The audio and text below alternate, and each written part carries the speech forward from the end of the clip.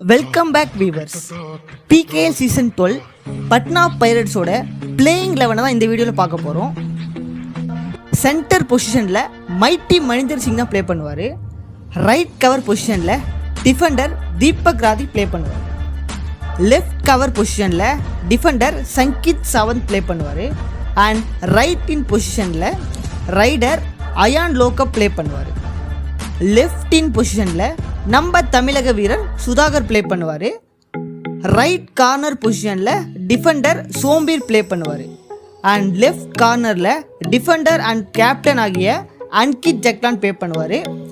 இந்த டீமை ஜாம்பவான் அனுப்குமார் தான் கோச் பண்ணுறாரு.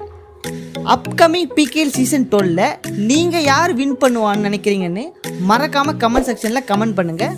கூடவே நம்ம சேனலை சப்ஸ்கிரைப் பண்ணிக்கோங்க. And thank you. Bye bye.